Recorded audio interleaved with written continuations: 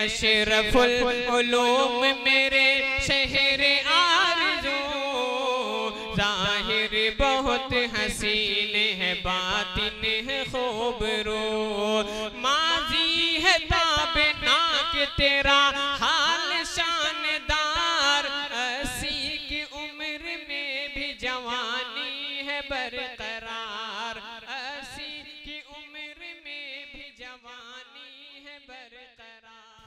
अब आइए बहुत ही दिलचस्प मुकालमा जिसके लिए हम बेताब होकर बैठे हुए हैं, वक्त आ गया है। मैं बहुत ही अदब एहतराम के साथ मुकालमे वाले ग्रुप को मैं दावत देता हूं कि आएं और अपना मुकालमा पेश करें। अस्सलामु अलैकुम वरहमतुल्लाहि वबरकातुहू। वालेकुम अस्सलाम वरहमतुल्लाहि वबरकातुहू। बाऊ का हाल चाल है? बहुत सीरियस मूड में हो, कोई परेशानी है का? भैया सबसे पहली बात तो ये है कि आप मुझसे गांव के देहाती भाषा में बात ना करें। वाह रे, यही देहाती भाषा बोले वालों के बीच पैदा भयो और ई देहाती बोले वाला तो हर बड़ा भाई तुम्हें पढ़ाई लिखाई कितना बड़ा आदमी बना दीस, आज तुम्हें एक भाषा ठीक नहीं लगत है। खैर ये बताओ क्या कर रहा हो, अपन काम बताओ।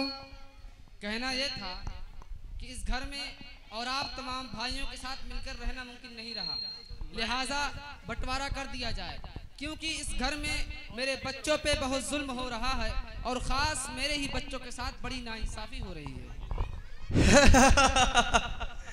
अच्छा बाबू, तुहार तेवर देख के हमें पता चल गया रहा कि कोनो बहुत गंभीर बात है।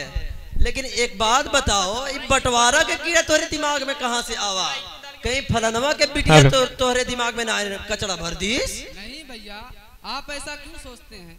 मैं पढ़ा लिखा आदमी हूँ, मुझे किसी किसी की क्या जरूरत है। अब सबके साथ रहना मुमकिन नहीं रहा, इसलिए कह रहा हूँ। वैसे भी बंटवारा होना ही है तो क्यों ना खुशगवारी के साथ हो जाए, क्योंकि अभी भाइयों में प्रेम है, बाद में जब चलने के लायक बिल्कुल नहीं रहेगा और बिगाड़ के साथ ये काम होगा तो फिर वही होगा कि भाइयों का आपस में ज़िंदगी में बोलचाल नहीं रहेगी और ना ही किसी के यहाँ आना जाना होगा। लिहाजा दुश्मनी के होने के बजाय ये अमल अभी इस खुशगवार पल में हो जाए तो बेहतर है। हाँ बाबू, तू ठीक कहा था कि आज तक मौत से और बंटवारा से केहू के छुटकारा नहीं मिला है, लेकिन हम सोचत रहे कि सबके शादी ब्याह हो जात, घर वर बन जात, तो हम लोग आपस में इंसाफ के साथ बंटवारा कर लेवल जात। लेकिन जब ना चले लायक है तो फिर इहो ठीक है। लेकिन अभी कैसी करियो? तो और तीनों भाई वो तो बारे हैं, एक काम करो तो उन सब का इत्तला दे दो, जब वो लोग आए जाएंगे तो हमारे सामने इंसाफ के साथ बंटवारा हो जाए। ठीक है भैया।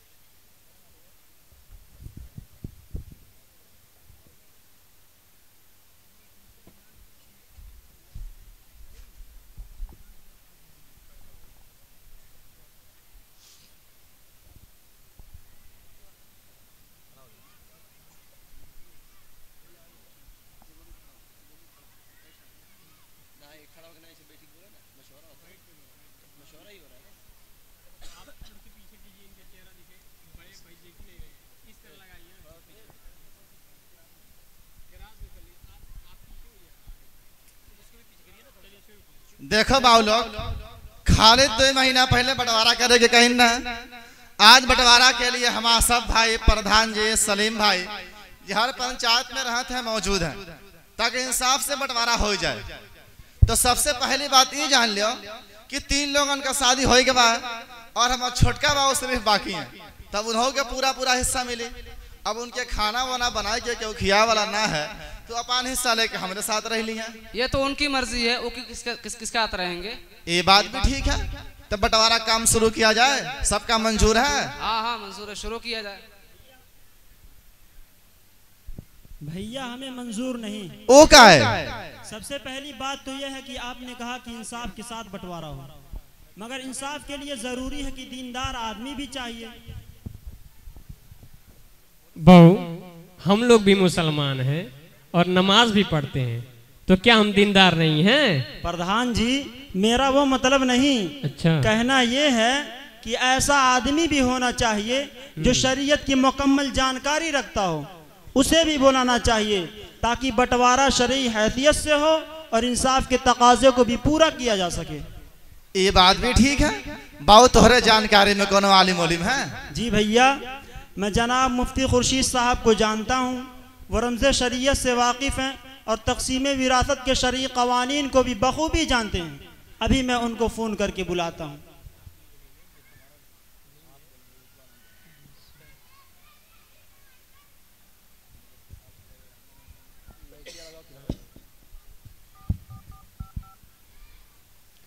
अस्सलाम वालेकुम मुफ्ती साहब, खैरियत से हैं? मुफ्ती साहब, यहाँ एक मसला दरपेश आ गया, अगर आप तशरीफ़ लाते तो बड़ी मेहरबानी होती। जी, जज़ाकल्लाह। अच्छा बाबू, तो अब सब केहू आए गवाह है, बंटवारा उटवारा शुरू कर जाओ। अब्बा, भाइयों को तो जायदाद में हिस्सा मिल रहा है, मगर 3 बहनें, उनका क्या? साजिद बाबू, ये तुम क्या कह रहे हो? बहनों की शादी हो चुकी है, उनकी शादी में एक बड़ी रकम खर्च की जा चुकी है, अब उनको जायदाद में क्या हिस्सा मिलेगा? खालिद ठीक कह रहा है, जमाने की भी यही रीत है कि जायदाद में लड़कियों को हिस्सा नहीं दिया जाता है। खुद मैंने भी बहनों की शादी में लाखों खर्च किए हैं। भैया, दोनों भैया ठीक कह रहे हैं। पता नहीं साजिद को क्या हुआ कि बहनों को जायदाद में हिस्सा देने की बात कर रहा है। मैं खुद नहीं कह रहा हूँ, बल्कि शरीयत कहती है। मुफ्ती साहब बैठे हैं, उन्हीं से पूछ लिया जाए। नहीं नहीं, ऐसा नहीं हो सकता। बहनों को जायदाद में हिस्सा दिया जा चुका है। कहाँ दिया जा चुका है? अबे तुम्हारे लोग चुप रहो।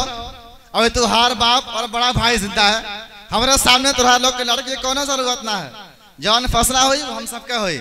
नहीं भैया, शरीयत फैसला करेगी। हाँ बिल्कुल ठीक, ये तुम्हारे पिता बड़े भाई जो कुछ भी करेंगे तुम्हारे भले के लिए ही करेंगे, और बाप की जायदाद में बराबर सराबर हिस्सा देंगे। देखिए, वैसे तो ये आप लोगों का मैटर है, हम लोगों को ज़्यादा बोलने की ज़रूरत नहीं है, लेकिन साहिब इधर ठीक कह रहे हैं। हमने भी किसी आलिम से सुना था कि जायदाद में लड़कियों का भी हक होता है। मैं भी तो वही कह रहा हूँ, और हमारे कहने की ज़रूरत क्या है जब मुफ्ती साहब मौजूद हैं। मुफ्ती साहब, आप ही कुछ इस बारे में बतलाइए। अस्सलामु अलैकुम व रहमतुल्लाहि व बरकातुहू। वालेकुम अस्सलाम। मेरे दीनी भाइयों, मजहब इस्लाम ने हमें किसी भी शोबे में बेकार नहीं छोड़ा। दुनिया में ज़िंदगी गुजारते हुए जितने भी मौक़े और हालात आते हैं, हर वक्त और हर मौके पे इस्लाम ने हमारी रहनुमाई की। लड़कियों को जायदाद में हिस्सा मिले, ये इस्लाम के मुआशरती मामलात का एक अहम जुज़ है।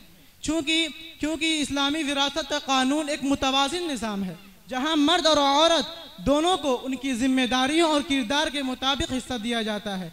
चूँकि इस्लामी मुआशरत में माली जिम्मेदारी ज़्यादातर मर्दों के कांधों पर होती है, इसलिए उनके हिस्से को कुछ ज़्यादा रखा गया है, लेकिन ख़वातीन को भी मुकम्मल हुकूक़ फराहम किए गए हैं। इस तरह इस्लाम ने लड़कियों के विरासत के हक़ को एक मुनज़्ज़म और मुनसिफ़ाना अंदाज में तस्लीम किया है और उनके हुकूक़ की हिफाजत के लिए कानून बनाया है। देखिए मुफ्ती साहब, आप लोगों की यही आदत बिल्कुल ठीक नहीं लगती कि मौका ना महल, जहाँ कहीं बोलने का मौका मिला फौरन अपनी तकरीर शुरू कर देते हैं। आप बंटवारा कराने के लिए आए हैं, चुपचाप बंटवारा होते हुए देखिए, और जिस किसी के साथ नाइंसाफ़ी हो फौरन टोक दें, ना कि तकरीरें करें। अजीब अहमक आदमी है, जायदाद में अपनी बहनों को हिस्सा ना देकर इतनी बड़ी नाइंसाफ़ी और जुल्म कर रहे हैं, ऊपर से कहते हैं कोई नाइंसाफ़ी होगी तो टोकना। देख रहे हैं भैया मुफ्ती साहब को? मुफ्ती साहब को जरा भाव क्या दे दिए, भैया को बेवकूफ तक कहने लगे। अरे नहीं बाबू, मुफ्ती साहब पढ़े लिखे आदमी है, ये झूठ कैसे बोली है? अब कुछ बात हुई तब तो इतनी बड़ी बात कहते हैं। अब पहले उनका पूरी बतिया इत्मीनान से सुन लिया जाए, फिर देखा जाए कितना माने लायक है कितना नहीं।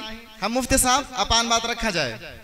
देखिए, जैसा कि मैं पहले बतला चुका हूँ कि लड़कियों का जायदाद में हिस्सा होता है, तो अब मैं पूरी तफसील से मुख्तसर वक्त में चंद बातों के ज़रिए अपनी बात रखना चाहता हूँ, शायद कि उतर जाए तेरे दिल में मेरी बात।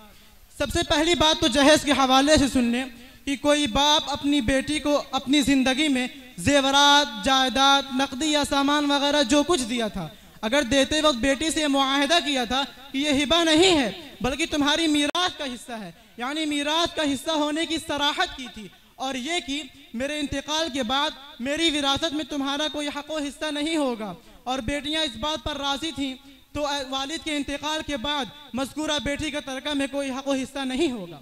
और अगर देते वक्त सिर्फ ये कहा था कि तुम्हारे विरासत के हिस्से में से दे रहा हूँ, और बेटियां इस बात पर राज़ी थीं, तो वालिद के इंतकाल के बाद बेटी का जितना हिस्सा बनता है अगर वो ज़िंदगी में दिए जाने वाले हिस्से के बराबर है तो ठीक है, वरना जितना बाकी हिस्सा बनता है वो उन्हें मिलेगा।